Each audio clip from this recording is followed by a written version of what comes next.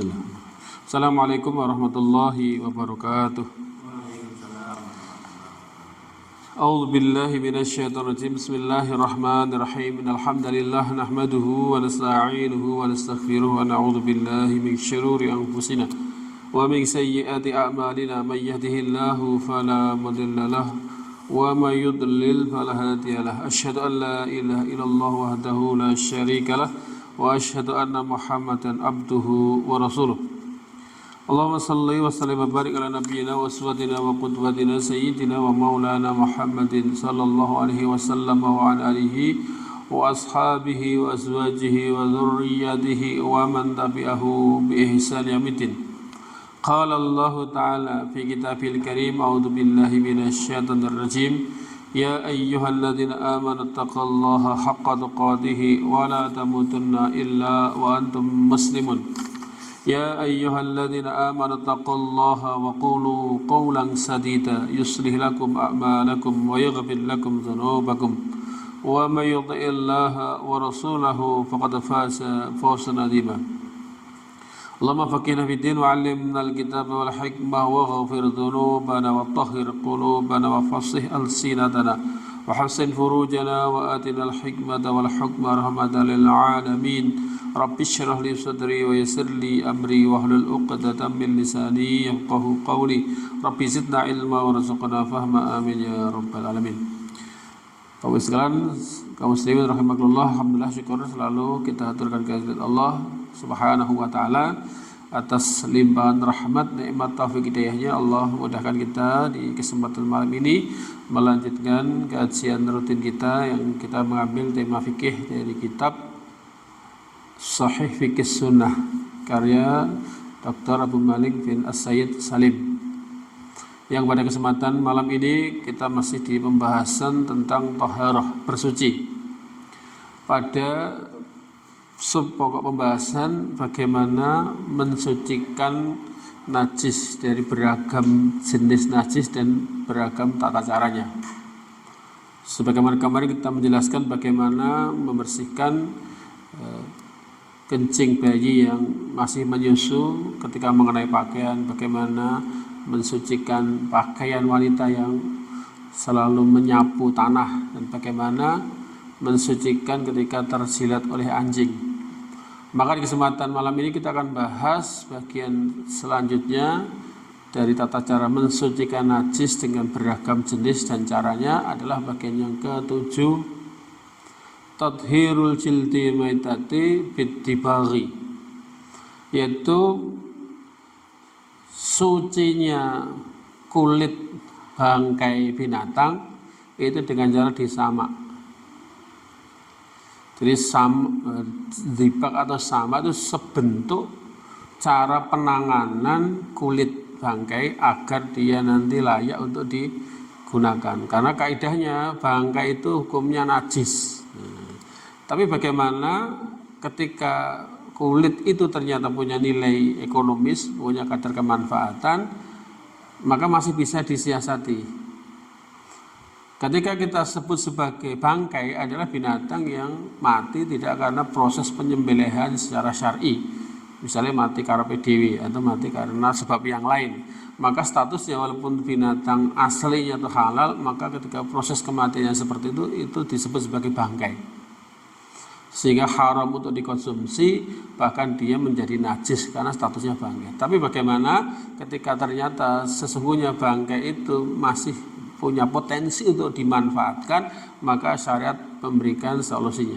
Di antaranya adalah diterangkan tathhiru jildil maitati, yaitu sucinya kulit bangkai itu adalah dengan disamak. Nah, bentuk yang disebut sebagai menyamak adalah proses pengolahan kulit dengan cara yang sedemikian rupa sehingga menjadikan status kulit bangkai yang tadinya najis itu bisa menjadi suci. Jadi sesuatu yang najis itu bisa menjadi suci karena proses alami atau proses yang dilakukan oleh manusia. Proses alami misalnya ketika Nabi biasanya itu membuat minuman dari anggur yang diperas. Tapi ketika ternyata kemudian menginap beberapa malam kemudian 3 hari itu sudah terfermentasi sehingga memiliki kandungan alkohol tinggi, maka Nabi membuangnya. Karena tadinya halal, tapi ketika sudah memiliki efek memabukkan karena ada kandungan alkohol yang tinggi, maka Nabi tidak mengkonsumsi, membuangnya. Karena sudah berubah menjadi apa? Sesuatu yang tidak layak dikonsumsi, haram. Tapi nanti secara alamiah ketika sudah berubah menjadi cuka, maka menjadi halal. Ini kan uniknya gitu kan. Tadinya suci dan halal sebagai anggur yang diperas minuman dari sari anggur, tapi ketika dibiarkan beberapa waktu kemudian terfermentasi mengandung alkohol menjadi haram. Tapi ketika berubah sifatnya jadi cuka, bisa menjadi halal lagi, bisa dimanfaatkan. Ini sehingga proses alamiah yang itu memang terjadi. Tapi nanti ada proses yang itu berupa rekayasa manusia, penanganan yang dilakukan manusia sehingga barang yang tadinya tidak layak pakai bisa dipakai. Itu tadi kasusnya apa? Kulit binatang yang itu mati dengan sendirinya sehingga dikatakan bangkai, itu masih bisa dimanfaatkan dengan cara disamak. Teknisnya ada beragam cara penyamaan kulit. Bisa dengan tata cara tradisional yang biasanya kita bisa menggunakan paling tidak 2 jenis alat. Bisa dengan menggunakan kapur sirih atau jet. Kenapa jet kapur sirih? Atau bisa menggunakan buah manjakani. Pilih yang mana menurut jenengan? Kalau di sini apa ya jenengnya Pak ya? Tahu jenisnya? Bisa di browsing nanti. Itu alat yang digunakan untuk mengolah. Atau nanti yang ketiga bisa dengan larutan kimia tertentu. Yang fungsinya apa? Artinya begini, dikatakan najis itu karena bukan semata kulit bangkai, ada sisa-sisa lemak atau darah yang kemudian membusuk. Selain tadi karena itu tidak disembelih, itu kan ya najis di bangkai, itu bisa dibersihkan dengan cara menggunakan salah satu dari 3 jenis tadi. Bisa dengan apa? Kapur sirih, jet, atau bisa menggunakan buah manjakani, atau dengan larutan kimia. Caranya apa? Misalnya kulit yang mau kita samak, misalnya kita punya kelinci bagus berbulu indah, tahu-tahu mati. Eman-eman mau dibuang, eman-eman kulitnya bisa dipakai souvenir, bisa dipakai tas. Ya. Misalnya kulit ini bangkai, kita kuliti misalnya, nanti dagingnya dibuang karena sudah tidak layak konsumsi sebagai bangkai. Maka ya prosesnya sebagaimana kita mencuci seperti biasa, dicuci dengan air itu, kemudian nanti jet atau kapur sirih tadi dibalurkan kayak gantinya sabunnya itu, dibalurkan merata. Kemudian setelah merata langsung kayak dikerok-kerok gitu.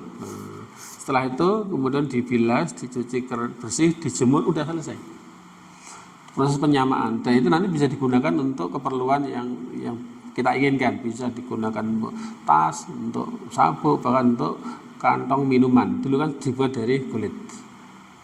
Itu diantara cara sederhana. Atau dengan cara menggunakan buah manjakani, ya sama prosesnya tadi. Kulit yang mau kita olah dengan cara disamak tadi, dibersihkan dulu dari sisa-sisa lendir, lemak atau darah yang masih ada, kemudian baru dibersihkan, digosok-gosok seakan kayak disabun itu dengan buah manjakani itu. Kemudian setelah merata bersih, kita guyur atau kita bilas, kemudian kita jemur, udah bersih, suci. Nah, sehingga Nabi bersabda, idza dzubihal ihabu faqad tahura. Apabila kulit bangkai itu telah disamak, maka dia telah suci. Sehingga dipakai kulit, dipakai dompet, dipakai itu boleh. Kalau sudah melalui proses apa? Sama. Pernah enggak jenengan mendengar, oh ini lulang kebolandoh, mati ngurat? Pernah enggak dengar istilah?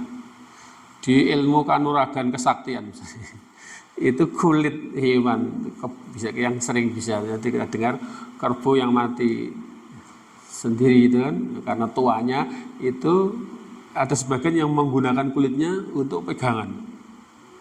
Nanti kulit itu ada bulunya berapa, diolesi minyak za'faron, ngadak itu, kesaktian jadi ini. Ketika itu kemudian ditaruh di mana? Biar ditaruh di dompet. Ketika potongan kulit ini dari kulit yang hewan mati tanpa disembelih berarti kan bangkai.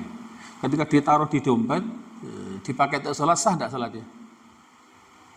Tidak sah, karena membawa serta najis. Sabuk dari ular kobra, ono kepalanya, ono kulitnya yang dijual di Keponan itu. Itu kalau dipakai ketika pakai sholat, sah tidak sholatnya? Kalau kulit itu belum melalui proses penyamaan, berarti masih statusnya bangkai dan najis. Sehingga ketika terbawa atau terpakai, kemudian digunakan untuk sholat, berarti dampaknya apa? Sholatnya bisa jadi tidak sah karena apa? Ada najis yang masih dibawa serta. Pernah enggak beli kerajinan kulit sabuk apa-apa, yang itu kulitnya masih ada bulu-bulunya tuh. Wah, baru kulit macan misalnya.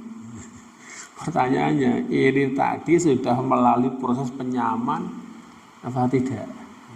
Kalau belum atau tidak, itu maka tidak layak dipakai karena masih distatuskan apa? Najis. Maka butuh disucikan dengan cara apa tadi? Disama. Bisa dengan proses yang alami, sederhana, tradisional, atau dengan cara modern, dengan larutan kimia tertentu yang kan sering kan dengar tempat pengolahan kulit. Di bawah itu kan penimbunan ngumpul ke kulit hewan sampai mampu busuk karuan itu, kemudian dicemplung larutan kimia, dikerok bulunya, itu kan dengan beragam tahapan itu kan bisa jadi bersih dan layak untuk digunakan dan bahkan boleh dipakai ketika untuk sholat ketika sudah mengalami tadi apa proses penyamaan. Jika tidak berarti semuanya. Jadi semua bagiannya tadi di proses seperti itu, artinya itu bisa. Karena nanti ada satu kasus di sini memang ditampilkan ringkas itu. Nabi itu pernah melihat ada orang yang nyeret-nyeret bangkai kambing mau dibuang. Memang apa itu dikatakan Nabi? Oh, itu bangkai hewan. Kenapa dibuang? Ini kan najis. Kata Nabi, hal ittakhadtu ihabiha. Loh, ngapain tidak kamu manfaatkan kulitnya? Mungkin karena kambing mati dengan sendirinya itu sudah bangkai, dagingnya tidak bisa dikonsumsi, tapi kan kulitnya kan masih bisa dimanfaatkan. Kata Nabi, hal tattakhidtu ihabiha, tidakkah kamu bisa gunakan kulitnya? Berarti kan yang tadinya bangkai, yang mesti tidak bisa dikonsumsi atau dipakai, tapi ketika kulitnya itu nanti dilakukan proses penyamaan, maka dia sudah bisa menjadi suci, bersih, sehingga bisa digunakan untuk beragam keperluan seperti bikin sabuk, tas, dan yang semisalnya itu boleh. Kemudian yang berikutnya, tathhirul ardi minal bauli wa nahwi, sucinya tanah dari kencing atau yang semisal. Misalnya ada tanah atau lantai itu dikencingi sehingga itu najis, sehingga ketika dipakai untuk sholat tidak boleh, karena sholat itu disyaratkan suci badan, pakaian, dan tempat. Bagaimana cara mensucikan tempat yang terkena kencing? Misalnya tanah atau lantai, ya kalau bisa caranya pertama diisolir tempat yang kena najis. Kalau tanah kan langsung nyerap ke bawah, tapi kalau lantai, misalnya tengah-tengah ada anak kencing, ini kalau diguyur malah tambah kemana-mana kan. Nah, kalau itu berarti dikeringkan dulu dengan cara dilap sampai airnya najis tidak ada, baru nanti diguyur sehingga najis tidak kemudian lantas menyebar kemana-mana. Bahkan nanti tunggu sampai kering sudah selesai. Tapi kalau tanah, dimungkinkan bahwa tanah itu nanti najis yang ada nanti menyerap ke bawah, itu malah lebih sederhana.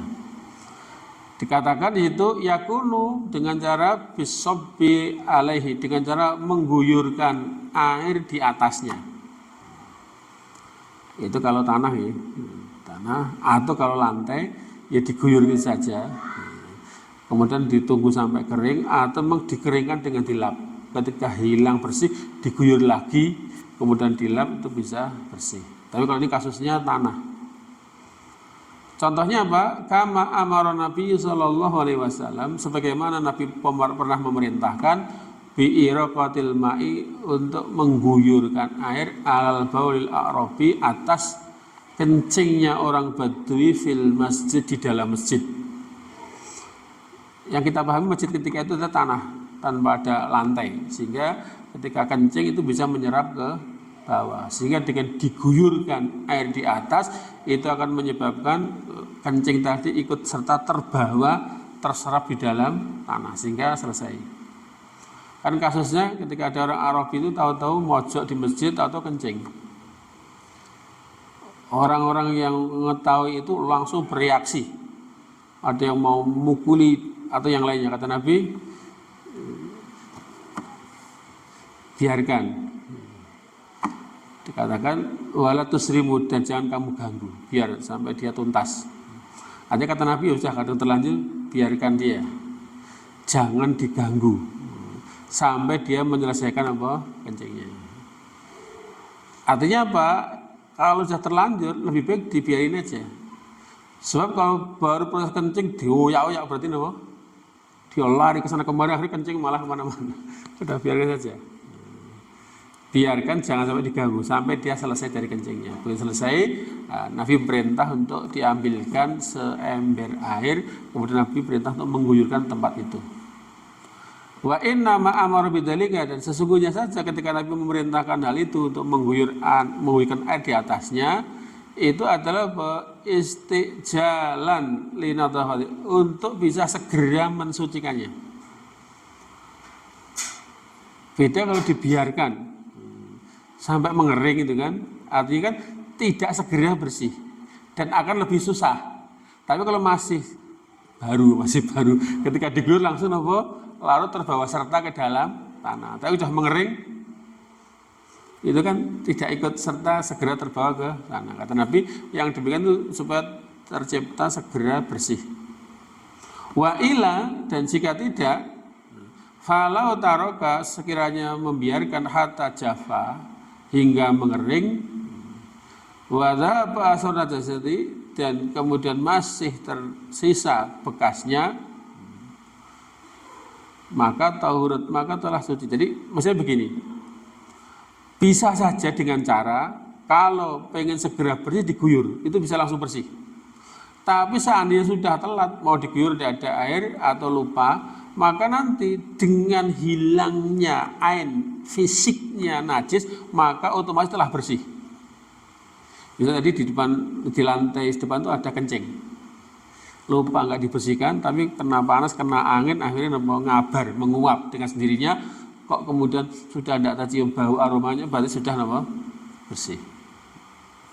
Mari dari situ Nabi memerintahkan itu supaya segera bersih, karena itu masjid dipakai sepanjang waktu kan begitu. Nah, maksudnya perintah itu dengan diguyur segera suci. Tapi seandainya tidak diperintah segera, nggak ketahuan atau karena seperti apa, ketika dibiarkan hingga mengering dan hilang bekas najisnya, maka otomatis telah suci. Sehingga yang namanya najis itu adalah ada dan tidak adanya zatnya. Jadi untuk memastikan ada, itu kan 3 indikator, ada bau, warna, rasa. Tapi yang paling dominan adalah ketika secara fisik sudah tidak ada, maka sudah dianggap bersih. Dari sucinya sesuatu itu bisa dengan cara kita bersihkan atau kita biarkan dengan diangin-anginkan, dengan kena sinar matahari, sehingga bekas najisnya secara fisik tidak nampak lagi, berarti telah bersih. Berarti misalnya ketika lantai itu kena kencing, misalnya kita tidak ada air ini, pakai tisu dilap kedua, ketiga, keempat sampai bersih sehingga tidak lagi terdeteksi bentuk fisiknya najis, berarti sudah bersih. Jadi kalau pengen segera diguyur sampai bersih, tapi ketika sudah telat, lupa atau tidak diketahui, begitu hilang fisiknya sudah otomatis bersih. Tidak dilacak, diteliti, pokoknya harus kayaknya kemarin ada yang kencing di sini misalnya. Ya ketika secara fisik sudah hilang berarti sudah bersih. Walaupun itu tidak dilakukan pembersihan secara sengaja. Kita sudah hilang, misalnya wah ini karpet dikencingi, udah dijemur berhari-hari, kemudian kita kan yang repot kan ketika ngompol di kasur gimana Pak? Arab nyuci kasur ada enggak jasa nyuci kasur? Wah, ini kapasnya jadi melempem misalnya. Oh, udah dijemur berhari-hari sehingga ketika kencingnya itu menguap, sudah tidak ada lagi bekasnya, fisiknya, berarti sudah nama suci. Sehingga ada kalanya memang kita diperintahkan segera mensucikannya atau memang dengan dibiarkan hingga hilang bekas najisnya, maka sudah otomatis telah menjadi suci.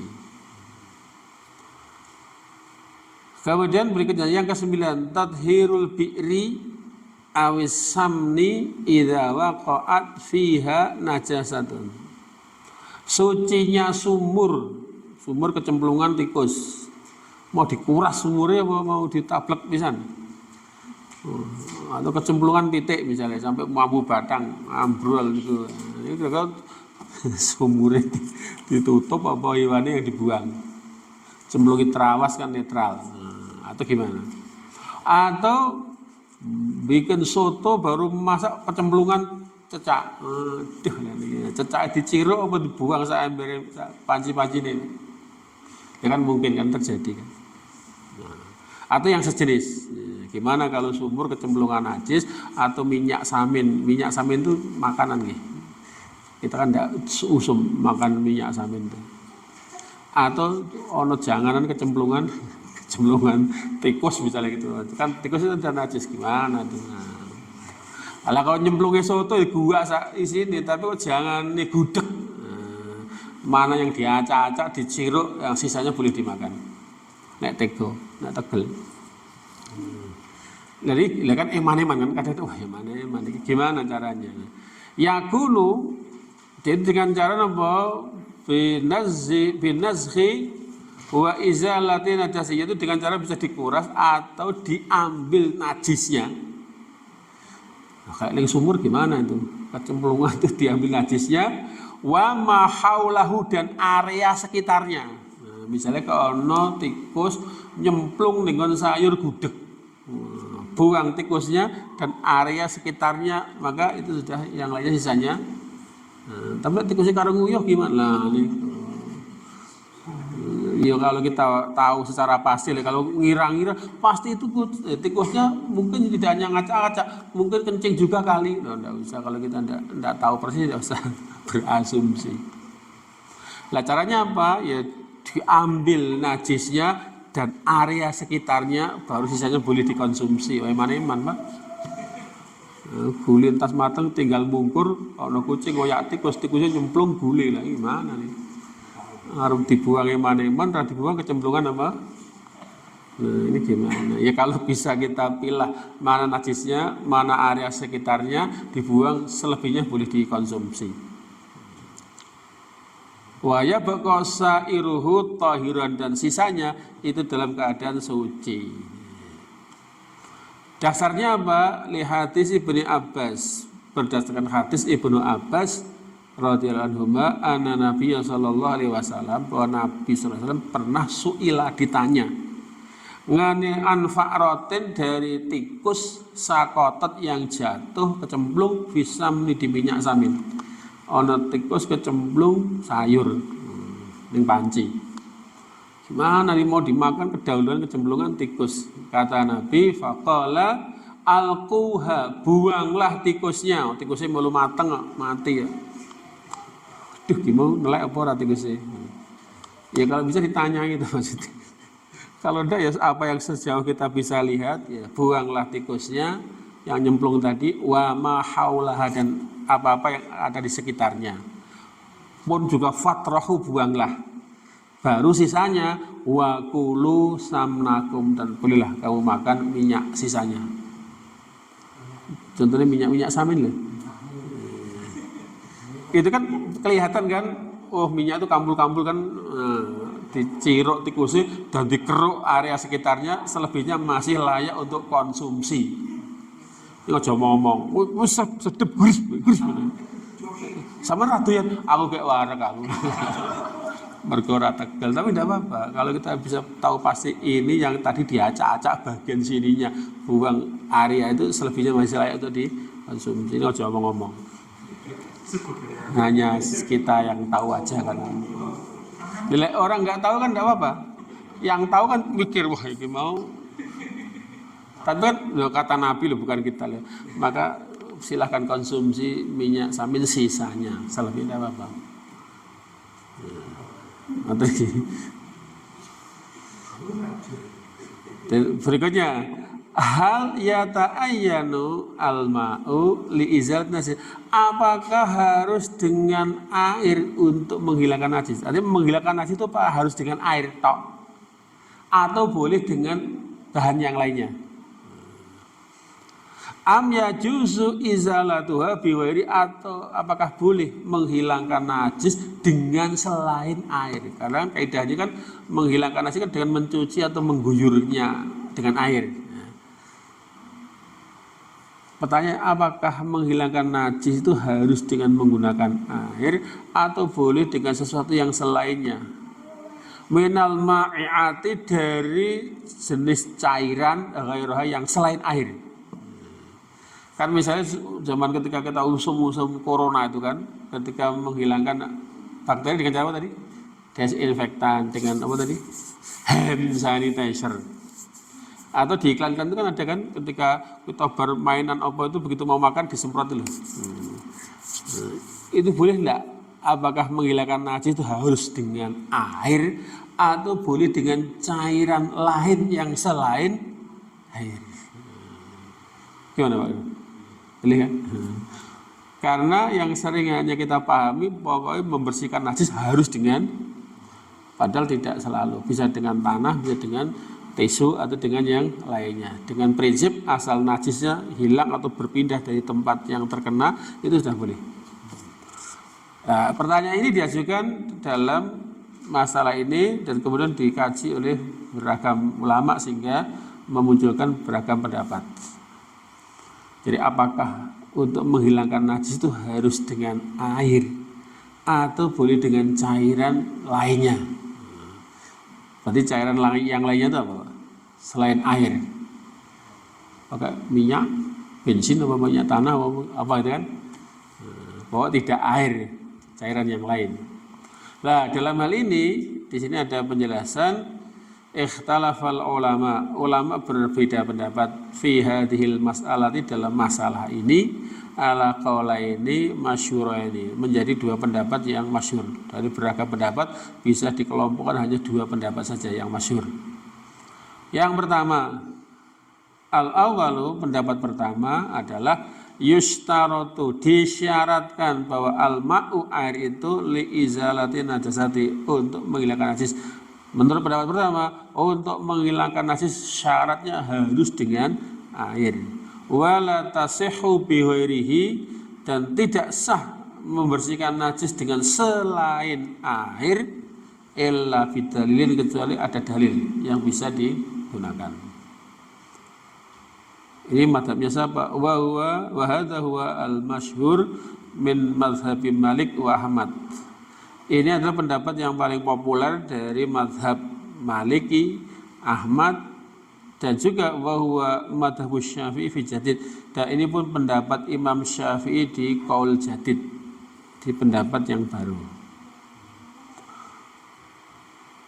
Wa antasarallahu asy-Syaukani, dan pendapat ini dikuatkan oleh juga pendapat Imam Syaukani wa man tabi'au, dan para pengikut beliau. Dasarnya pokok mensucikan najis harus dengan air, yaitu diantaranya adalah dengan surat Al-Anfal ayat 11. Wa yunazzilu alaikum minas sama'i ma'an liyutahhirakum bih. Dan Dia telah menurunkan untuk kalian dari langit berupa air, itu air hujan, untuk kalian gunakan bersuci dengannya. Berarti dengan dalil ini bahwa untuk mensucikan harus dengan menggunakan air. Nah, dituruti kudu air hujan. Nah, air sumur gimana Pak? Itu kalaupun dituruti pendapat ini, airnya harus air apa? Kalau pas musim hujan gimana Pak? Lah kan berarti kalau dalilnya ini kan masih mungkin dikritisi Pak. Oh, ayatnya apa?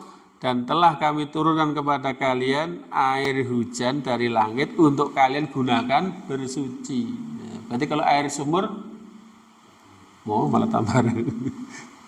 Ini kan berarti kalau dalil ini dipakai sebagai penegasan bahwa membersihkan najis harus dengan air, maka di sini ada air tertentu, Pak. Dari langit, banyu langit, jadi banyu langit. Wa khairuhu, dan yang lain adalah dari beragam dalil adalah yang menunjukkan ala tuhuriyatil ma'i, atas sucinya air. Ini dalam pendapat, nanti kan tetap ada disanggah dengan yang lain. Yang kedua, dasarnya bahwa mensucikan najis harus dengan air adalah amara Nabi Shallallahu Alaihi Wasallam. Nabi memerintahkan bisobil ma'i, untuk mengguyurkan air alal bauli Arabi, atas kencingnya orang Badui tadi. Ini nanti akan terbantahkan lah bagaimana Nabi ketika memerintahkan mencebok dengan batu, Pak. Terbantahkan tak pendapat ini tadi?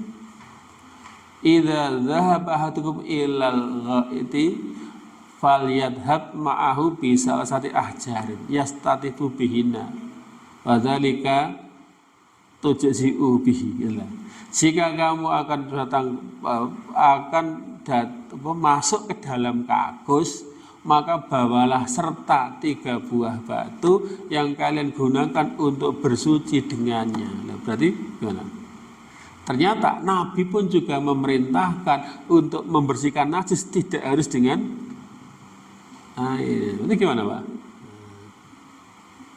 Cara kesimpulan, jangan berpendapat sembarang, jangan boleh, asal ada dalil yang jangan bisa jadikan argumentasinya. Saya begitu karena ini ya monggo. Makanya perbedaan pendapat itu sesuatu keniscayaan, sehingga jangan alergi ketika ada pendapat yang menurut jenengan kudu dengan air dengan dalil itu ya tidak apa-apa. Tapi menurut saya boleh dengan cara yang selain air, karena juga ada dalilnya. Pilih mana, Pak? Lek ono banyu nganggo banyu, ora ono banyu, tetap ada cara yang inilah. Makanya kalau kita sebagai penonton itu malah enak. Kalau kita pemain siji madhab itu siji lain, nah, kalau kita mencermati ya mana yang memungkinkan untuk bisa kita kerjakan, asal kita bisa mempertanggungjawabkan pilihan itu, tidak masalah. Berarti ini karena ada perintah Nabi secara kasuistis ya. Nabi memerintahkan untuk mengguyurkan air kencing orang Badui tadi dalam masjid, berarti diambil kesimpulan loh toh, berarti membersihkan najis harus dengan dia belum tahu kalau ada yang namanya peper. Belum tahu dia. Kan begitu kan. Lah ini pun dibantah kalau mereka mengatakan wal amru, dan kalimat yang redaksi ulnalnya itu perintah, itu konsekuensinya lil wujub, untuk suatu kewajiban. Sesuatu yang bentuk kalimatnya perintah berarti hukumnya wajib. Fala yujzi'u, maka tidaklah mencukupi, tidaklah boleh fi izalati najasati, dalam hal menghilangkan najis dengan ghairul ma'i, selain air. Padahal di kasus lain malah ada perintah mensucikan najis boleh dengan apa? Selain air. Lah gimana, Pak? Alasan kelompok pertama yang ketiga, amara Nabi Shallallahu Alaihi Wasallam, Nabi memerintahkan kama fi hadis Abi Sa'labah, sebagaimana yang ada dalam hadisnya Abu Sa'labah di depan, yaitu bighusli aniyati ahli kitab bil ma', untuk mencuci bejana atau wadahnya ahli kitab dengan menggunakan air. Kasusnya begini, sahabat ketika berada di suatu daerah yang itu daerahnya ahli kitab, Yahudi atau Nasrani, sementara dia mau makan, tidak dijumpai wadah kecuali milik mereka. Wah, ini gimana ini? Saya tidak tahu apa digunakan, makan babi, makan pun tidak tahu. Kata Nabi, sudah kalau begitu cucilah bejananya dan kamu bisa gunakan untuk wadah makan. Loh, toh, berarti mencuci dengan ini belum rampung maksudnya. Nanti kita lihat pergulatan ilmiah dari pendapat tadi, nanti kita kemudian tarjih mana di antara dua pendapat itu yang paling unggul dengan mempertimbangkan dalil-dalil yang digunakan.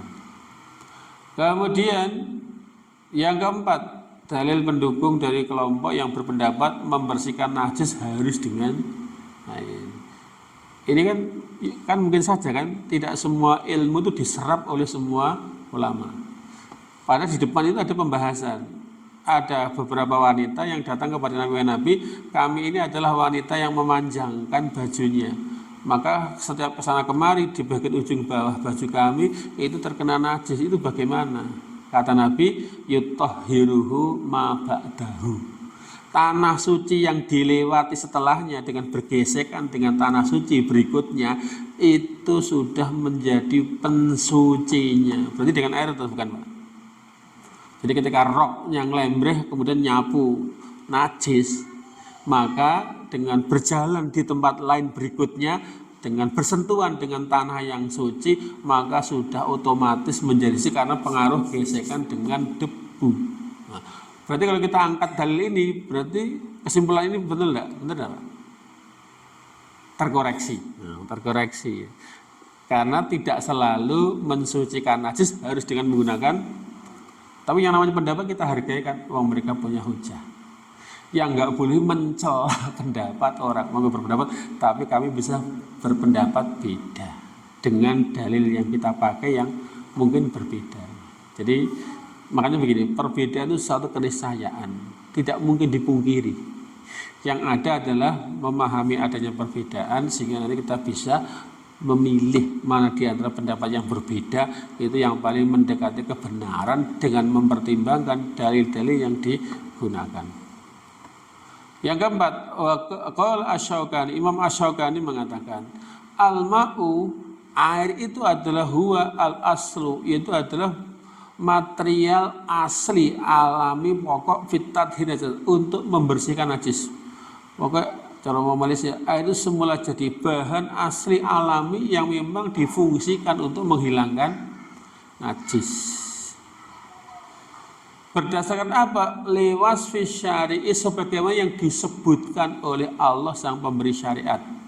Lahu baginya. Bikauni, kenapa air bisa digunakan masuk? Karena kondisi air itu tahurun, itu suci. Jadi karena memang aslinya air itu memang benda yang suci. Di hadis yang lain mengatakan al-ma'u tahuru la yunajjisuhu syai'un. Air itu aslinya itu suci, tidak ada sesuatu pun yang mengubahnya menjadi najis. Kecuali kalau air itu kecemplungan najis, jumlahnya sedikit, kecemplungan najis. Tapi aslinya air itu suci, tidak ada sesuatu apapun yang mengubahnya menjadi najis. Tapi kalau yang selain air mungkin loh, Pak. Daging hewan yang disembelih itu halal. Tapi kalau dagingnya bangkai itu haram dan statusnya apa? Najis. Hewan yang ketika hidup tadi dagingnya itu suci, begitu mati jadi bangkai bisa berubah kan? Tapi yang namanya air tidak bisa berubah. Al-ma'u tahuru la yunajjisuhu syai'un. Idza inta illa intaghayyara ta'muhu wa launuhu warihu binajasatin tahdusu fiha. Ada pengecualiannya. Air itu pada aslinya suci, tidak ada sesuatu apapun yang bisa menjadikannya najis kecuali apabila kecemplungan najis yang dengannya mengubah sifatnya, warna, rasa atau baunya. Berarti jadi najis karena airnya apa karena ada kontaminan yang mencampurinya. Karena konsentrasi airnya sedikit, maka dengan kecemplungan najis yang itu berdampak mengubah sifat asli air. Sifat asli air itu apa? Tidak berwarna, tidak berasa, tidak berbau. Jika kemudian terjadi perubahan sifatnya disebabkan karena adanya najis yang nyemplung, air itu sudah tidak lagi suci, hilang kesuciannya. Sehingga tidak boleh digunakan untuk bersuci. Tapi pada asalnya air itu suci. Makanya pendapat kelompok pertama itu menyatakan bahwa pokoknya untuk menghilangkan najis harus dengan air, karena air itu secara asli semula jadi diciptakan Allah dalam keadaan suci sehingga dia bisa digunakan untuk bersuci. Jadi logikanya seperti itu. Fala ya'dulu ila ghairihi. Maka tidak boleh diganti atau tidak ada yang bisa mengganti kedudukannya dengan sesuatu yang lainnya. Illa idza sabata dzalika anisya, kecuali ada ketetapan langsung dari Allah sang memberi syariat. Kecuali kalau ada petunjuk Allah yang baru tentang itu. Wa illa, jika tidak ditemukan dalil petunjuk Allah, maka li'annahu adul anil ma'lum kaunu tahiran. Maka secara normatif, secara yang dimaklumi, air itu tetap suci, hingga ialah satu-satunya cara alat untuk bisa digunakan untuk bersuci. Kecuali kalau kita tidak tahu kalau itu najis nih. Kalau yang kita tidak ketahui, ya wadhalika khuruju amma taktihi al-masjid syari. Kalau yang kita tidak ketahui, tidak kita dituntut. Setahu yang kita bisa jangkau, air selama air yang kita ketahui itu suci, maka bisa digunakan untuk bersuci. Jadi kelompok pertama menyatakan bahwa untuk menghilangkan najis harus dengan menggunakan air dengan beragam dalil. Tapi kelompok yang kedua, jangan milih kubu yang mana ini. Asal tidak melu-melu loh Pak. Ketika jangan ikut tuh punya alasan. Jadi tidak boleh itu melu-melu orang ngerti genai. Asani pendapat yang kedua, apakah mensucikan najis harus dengan air? Pendapat pertama kan harus dengan air dengan beragam argumentasi yang ditampilkan. Di sini juga diterangkan ada kelompok pendapat kedua. Yujzihu at-tadhiru bikulli ma yazilu najasata wala yustaratu alma. Boleh mensucikan segala sesuatu, boleh mensucikan najis dengan segala sesuatu yang itu bisa menghilangi najis. Apapun yang dengan disebut najis hilang, maka itu boleh. La yustaratu alma, tidak disyaratkan berupa air. Berarti kalau selain air apa Pak? Tisu benar kok anaknya dilapis tisu sampai iritasi, hilang itu sudah selesai. Tidak harus menggunakan air. Makanya kalau di tempat-tempat di daerah yang modern-modern itu toilet tidak ada gentong, tidak ada gayung Pak. Ada ini nama toilet. Kok capek wong desa mlebu hotel bingung. Orang ciduk ya orang, padahal bisa menggunakan apa? Tisu kan, apapun yang itu nanti bisa digunakan untuk menghilangkan najis itu boleh. Jangan sampai orang bajunya rasido uyuh, rasido ngising, wah repot itu. Ya, padahal Nabi sendiri ketika mengarahkan bersuci bisa dengan air, bisa dengan yang selain air yang fungsinya bisa sebagaimana menghilangkan najis kan itu. Pendapat yang kedua tadi apa? Boleh dengan apapun yang itu bisa menghilangkan najis, tidak disyaratkan harus dengan air. Ini pendapat siapa? Wa hadza madzhabu Abi Hanifah. Ini mazhabnya Abu Hanifah. Wa riwayatu, dan satu riwayat al-ukhra yang lain an Malik dari Imam Malik wa Ahmad dan Ahmad. Wal qaulul qadim li Syafi'i, dan pendapat qaul qadim, pendapat yang di era awalnya Imam Syafi'i. Wa Ibnu Hazm, dan pendapat Ibnu Hazm, bahwa ikhtiyar Syekhul Islam Ibnu Taimiyah, dan ini pendapat yang dipilih oleh Ibnu Taimiyah. Wa gadza al-alamatu Ibnu Utsaimin, dan demikian juga yang dipilih oleh Syekh Utsaimin, Ibnu Utsaimin. Wa huwa ar-rajihu, dan ini pendapat yang paling unggul. Kalau kita timbang dari dua pendapat, satu membersihkan najis harus dengan air, yang kedua boleh dengan selain air, maka kalau nanti kita timbang, pendapat yang lebih unggul adalah bolehnya membersihkan najis dengan selain air. Dasarnya apa? Satu, anna kaunal ma'i tahurun, karena kondisi air yang suci itu ada pemilahan ya. Suci nanti ada suci dan mensucikan. Nanti ada kalanya air suci itu tidak untuk mensucikan, berarti tidak bisa digunakan, berarti harus dengan cara menggunakan yang lainnya. Walaupun sebetulnya kalau pendapat ini la yamna'u min kauni ghairihi mutahhiran kadzalika. Dan tidak ada penghalang kalau kondisinya air suci walaupun tidak mensucikan.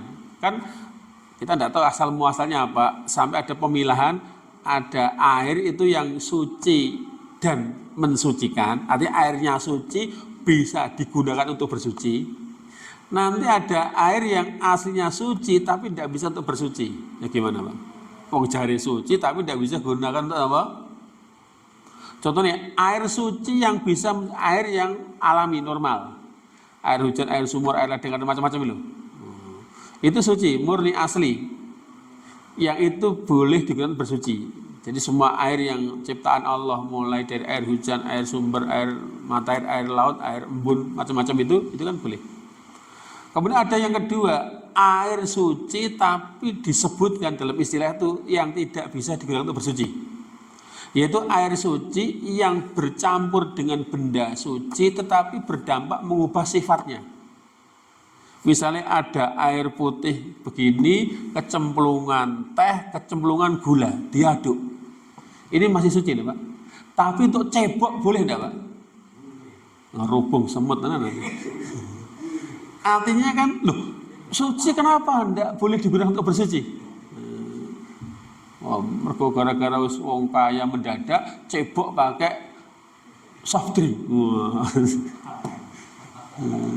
Itu kan airnya suci sebetulnya, tapi kenapa enggak bisa digunakan untuk bersuci? Kalau itu enggak boleh, padahal ketika kita memandikan jenazah, air secara sengaja dicampur kapur barus, berubah enggak sifatnya? Artinya itu terbantahkan. Kalau tadi dikatakan air itu aslinya suci, ya bisa digunakan untuk bersuci. Kok sampai untuk pemilihan air suci yang tidak mensucikan? Gimana Pak? Loh katanya air itu suci kok tidak bisa digunakan untuk apa? Tapi meragukan, oh ya meragukan dari mana? Itu kan pendapat Pak. Ya mungkin logikanya tidak boleh kan, itu sesuatu yang berharga, bernilai, ada pemanfaatan yang lebih layak selain untuk cewek itu loh maksudnya. Masa wis dicemplungi gula, dicemplungi teh, diaduk kok tinggi. Itu kan maksud pendapat Pak. Pendapat itu kan bisa diuji tuh Pak. Artinya tidak selalu pendapat itu mesti nomor benar. Yang namanya pendapat itu kan boleh-boleh saja asal bertanggung jawab dengan apa yang disampaikan tadi kan. Ini kan seperti itu kan ya.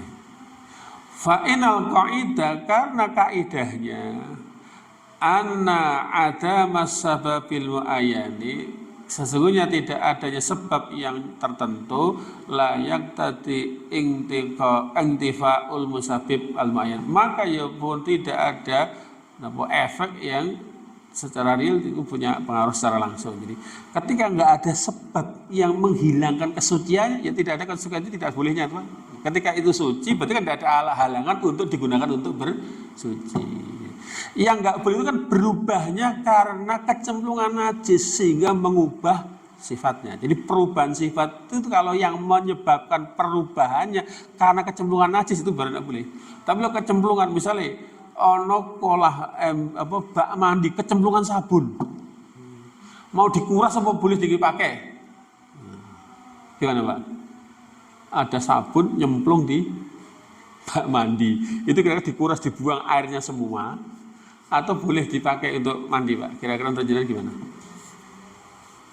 Kalau tidak boleh, alasannya apa kan itu?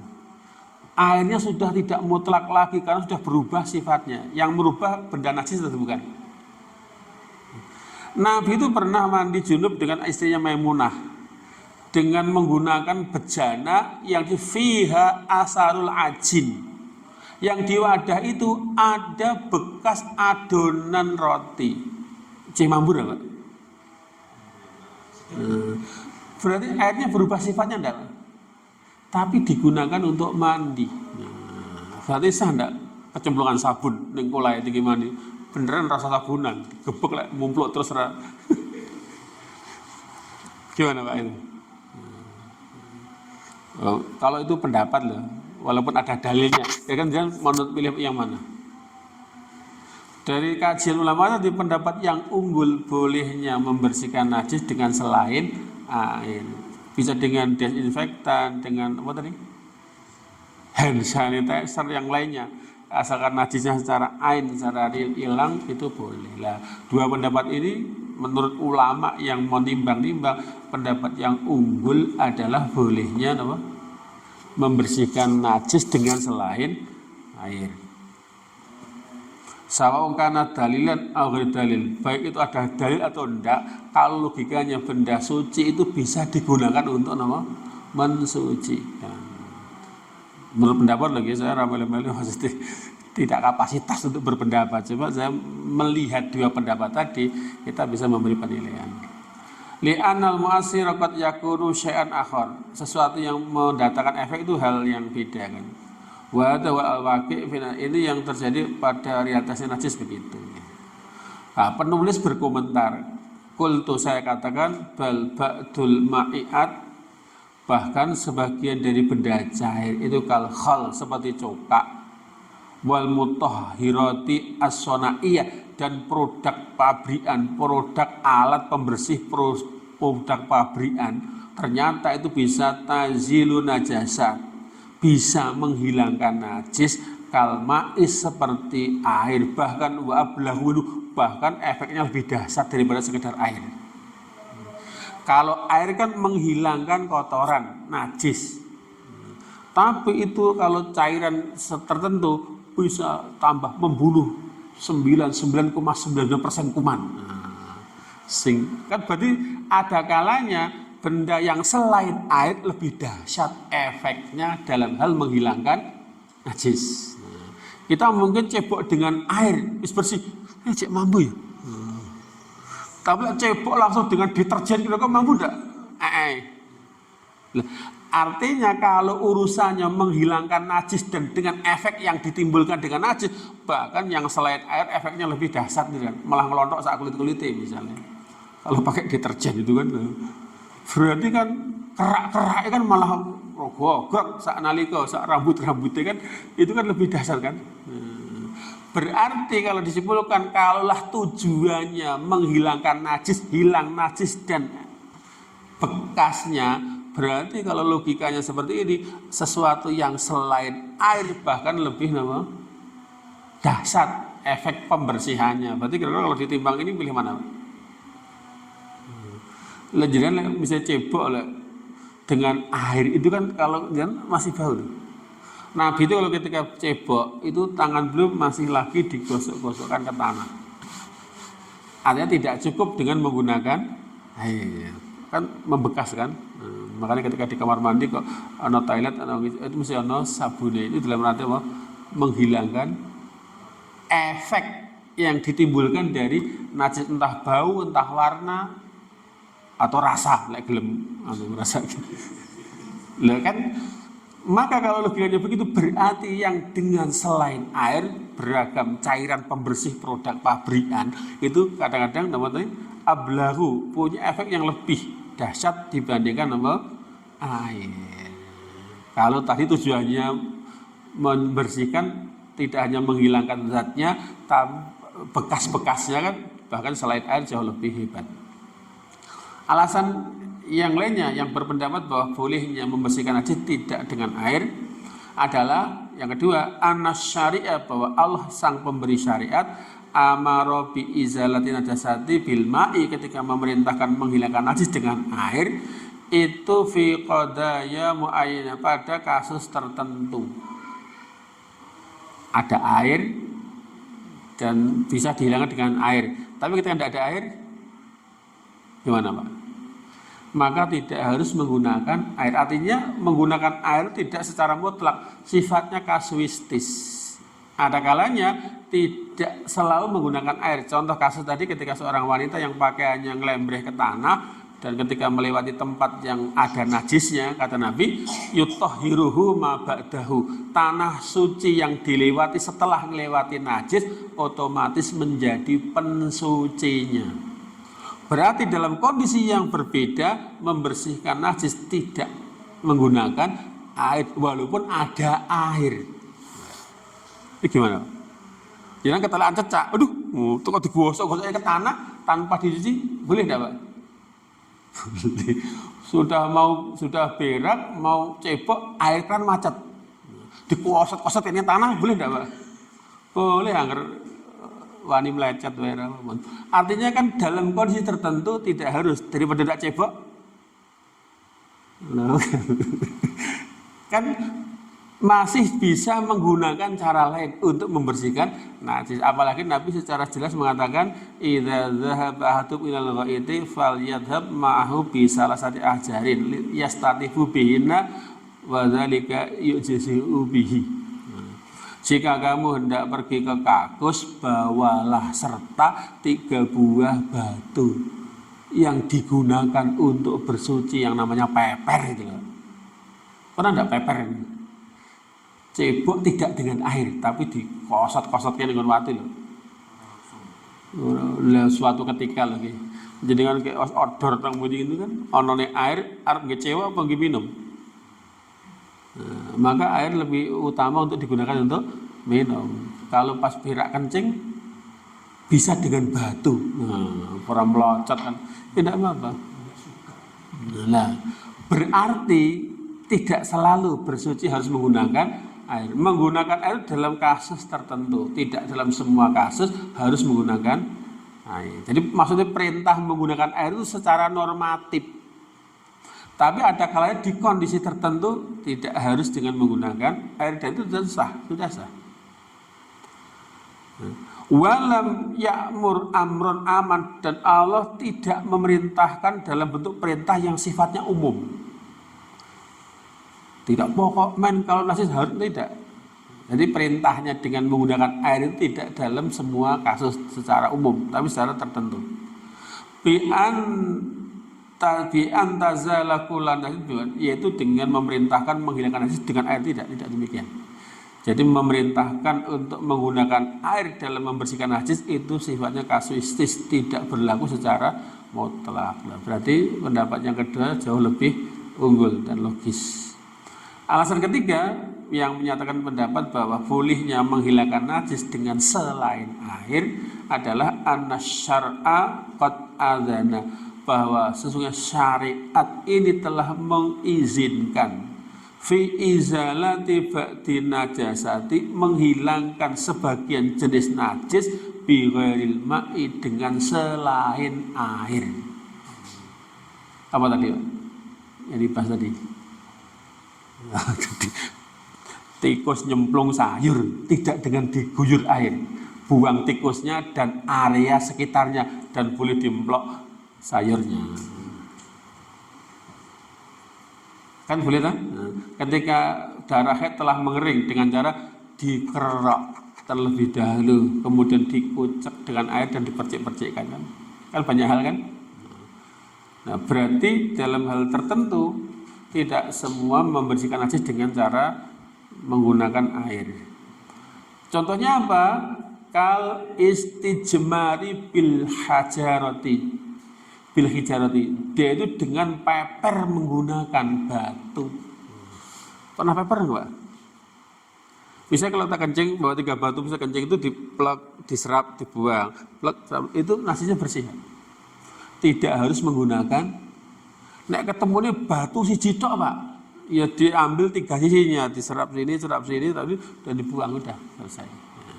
Berarti Nabi pernah memerintahkan beristijmar. Istijmar itu cebok dengan batu. Kalau cebok dengan air istinja, itu ada istilah yang berbeda.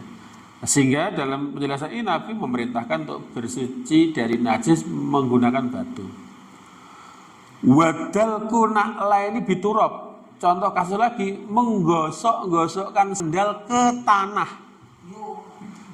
Jadi kan ada kasus misalnya Nabi ketika sholat jamaah di masjid yang masjidnya lantainya tanah, tahu-tahu Nabi itu melepas sandal. Lah selaku makmum kaidahnya pokoknya innama ju'ilal imamu liutama bihi wala tahtalifu bihi. Sesungguhnya adanya imam untuk diikuti, jangan kamu menyelisih imam. Begitu imamnya nyopot sandal, maka makmum langsung nyopot sandal. Begitu salam Nabi mengatakan ma balukum takhlauni alikum, ngapain kamu semua pada nyopot sandal kalian? Loh, kami melihat engkau lepas sandalnya Nabi. Oh, tidak begitu, karena mau nerangkan dalam sholat kan tidak mungkin. tadi itu Jibril datang memberitahu kepadaku, wahai Muhammad, di bawah sandalmu itu ada najis. Maka langkah tercepat adalah apa? Melepas sandal. Coba kalau Nabi dengan sholat pakai sandal menggosok-gosokkan ke tanah, ini kayak TikTok kan ini. Itu kan ngaco, karena akan bisa timbul persepsi lain. Maka langkah cepatnya apa? Dilepas. Nah, maka Nabi idza jaa ahadukum ila masjid falyanzur ila alaihi fa'id wa ada. Jika salah seorang dari kalian datang ke masjid, maka perhatikan bawah sandalnya.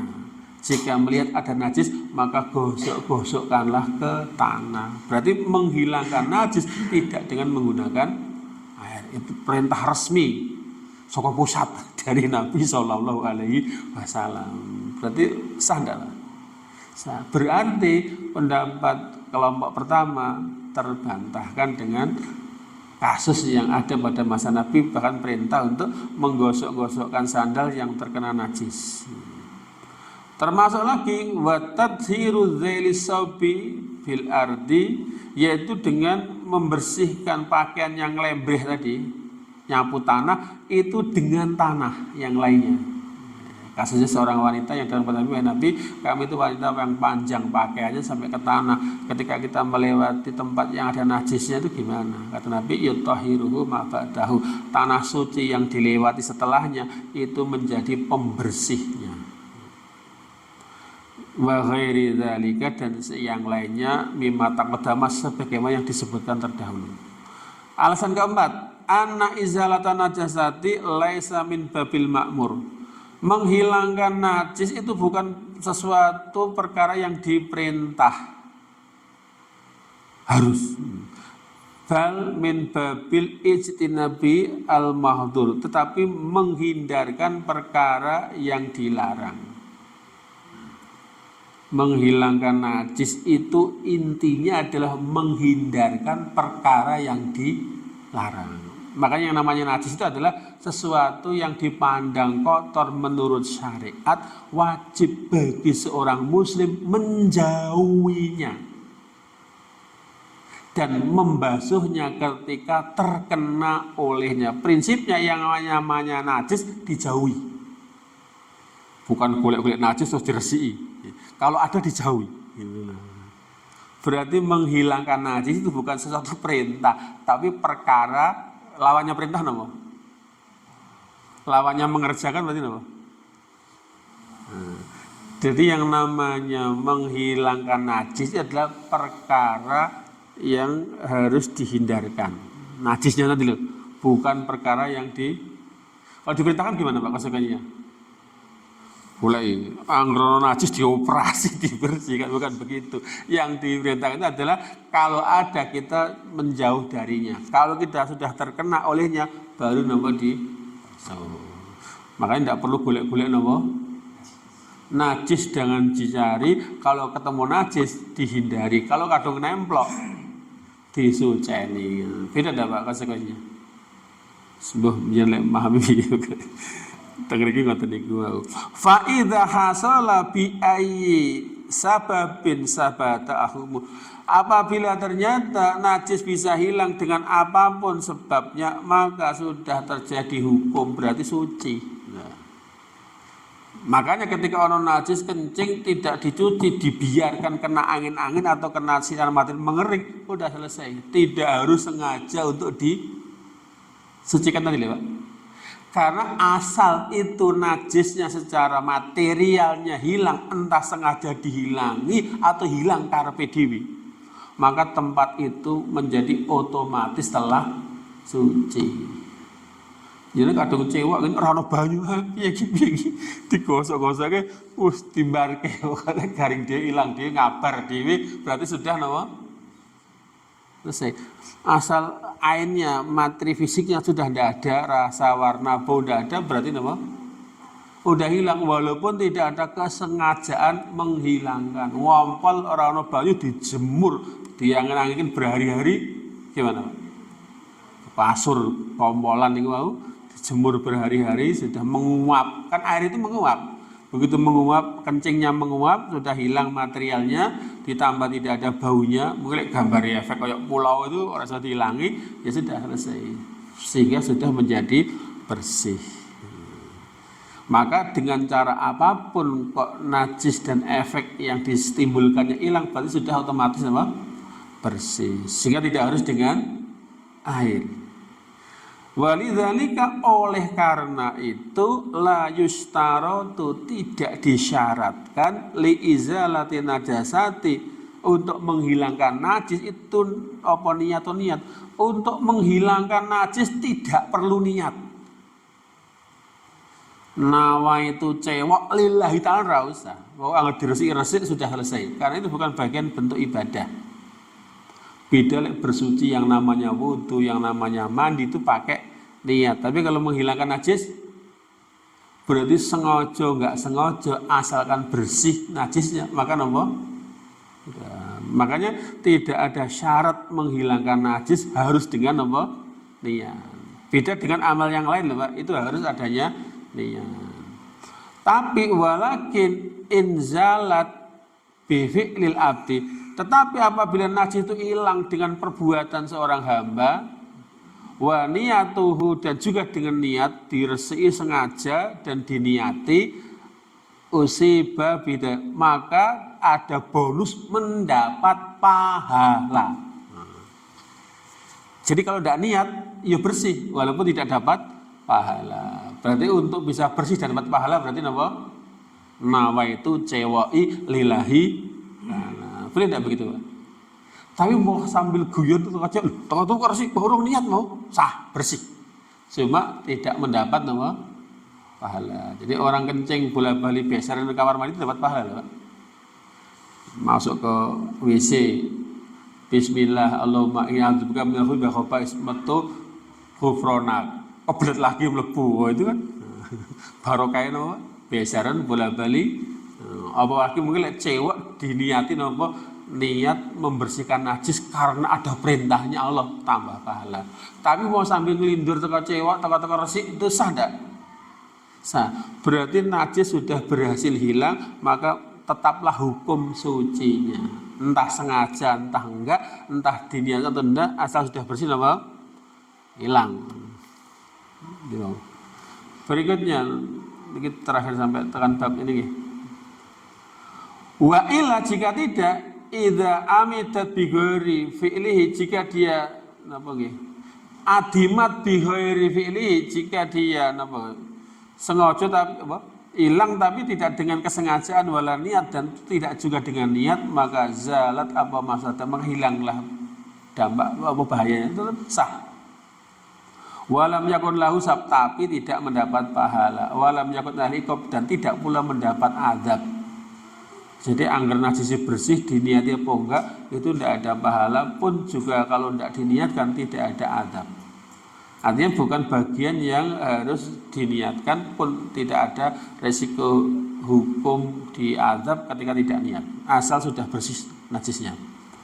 Berikutnya terakhir wa yu'ayyidu hadza dan yang menegaskan hal ini adalah anal khamra bahwa sesungguhnya arak khamr itu kan najis gitu. Najis apa haram? Satu pendapat mengatakan najis. Sesungguhnya khamr itu kan tadinya kan haram dikonsumsi. Tapi al-munqalabah yang berubah kholan jadi cuka. Tadinya khamr yang memabukkan haram dikonsumsi kok dibiarkan jadi kecut jadi cuka. Maka yang namanya cuka itu najis mana? Halal mana? Malah bumbu. Tadinya kalau khamr diminum bahaya karena ada efek memabukkan dan itu haram. Tapi ketika dibiarkan dalam beberapa waktu akhirnya basi menjadi cokak berubah menjadi perkara yang halal bisa dimanfaatkan. Dan itu kan ada campur tangan manusia, tidak ada niat nawa itu dadekke enggak. Proses alami itu bisa menjadi suci. Binafsiha dengan sendirinya maka tadhuru jadilah khamr yang satu pendapat mengatakan najis gara-gara berubah jadi cokak, bendanya masih sama, belum berpindah tempat, tapi karena proses alami mengubah arak menjadi cokak, yang haram jadi halal, yang najis jadi suci. Lah ini gimana Pak? Orang proses kesengajaan. Ngindal qailin menurut yang berpendapat binajasati tentang najisnya khamr. Bagi yang berpendapat tentang khamr itu najis, tapi kalau dibiarkan jadi coka sudah serta-merta jadi suci tanpa ada proses campur tangan manusia. Bittifaqil muslimin, sesuai dengan kesepakatan kaum muslimin. Nah, kemudian dikomentari penulis, qultu saya katakan farrojihu, maka pendapat yang paling unggul dari dua pendapat tadi, anna najasata, bahwa najis idza zalat, apabila hilang bi ayyi syai'in, dengan apapun, maka zala bidzalika hukmuha, maka hilang pula hukum najisnya. Berarti jadi suci. Wasarat tahuratan, dan jadilah dia suci. Pokoknya dengan cara dilap, dipeme, asal najisnya hilang, maka yang najis berubah hukumnya jadi apa? Suci. Nah, terakhir di sini simpulan terakhir, wahuna fawaid. Maka di sini ada beberapa faedah. Pertama, faidatu hadhi masalah, faedah dari masalah yang diketengahkan ini adalah anna mangkana ala saubi, bahwa orang yang ada pada pakaiannya au badani, badannya najasatun, najis. Siapa yang badan atau pakaiannya terkena najis, maka fastimalu syai'an minal munadafat tahira, maka kemudian menggunakan alat apapun pembersih yang suci, mak, selain air, li izalatiha, untuk menghilangkannya, fa innahu yujzi'uhu, maka cukup dan boleh. Ketika di badan atau pakaian terkena najis, maka ketika dibersihkan dengan alat pembersih apapun, kok itu menyebabkan hilangnya najis, cukup. Tidak harus airnya suci dan mensucikan, tidak berasa, berwarna, berbau. Berarti fa innahu yujzi'uhu, sudah cukup, la yalzamu ayaksilahu bil ma', dan tidak ada kewajiban untuk mencucinya dengan air. Faedah yang kedua, la yajuzu, tidak boleh apa istimalul at'imah, menggunakan makanan untuk cewek. Wah, rano tisu roti wae iki enggak boleh. Itu perkara yang bermanfaat, enggak boleh. Itu sesuatu yang dimuliakan. Idealnya lagi, tidak boleh juga menggunakan wal asyrubah, minuman. Tidak boleh menggunakan makanan atau minuman fi izalati najasati, dalam hal untuk menghilangkan najis, li ghairi hajatin, tanpa ada kebutuhan. Tidak boleh. Itu barang-barang yang punya manfaat lebih dibanding sekedar mencucikan najis. Maka tidak boleh cebok menggunakan makanan atau minuman yang itu memang dikonsumsi orang.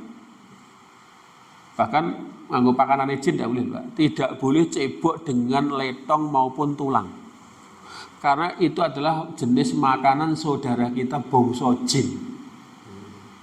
Makanya mengatakan janganlah kamu cebok dengan tulang atau dengan kotoran hewan yang halal dimakan dagingnya. Karena fa innaha zatu ikhwanikum minal jin. Karena itu adalah bahan makan saudaramu dari bangsa jin. Lek tinggi cewek piye, Pak? Tersinggung enggak jin? Iso kesurupan enggak, Pak? Ngamuk. Itu kan kadang-kadang panganannya jin di pangan kita juga loh, Pak. Makanannya jin itu adalah tulang yang dimana masih tersisa daging yang nempel.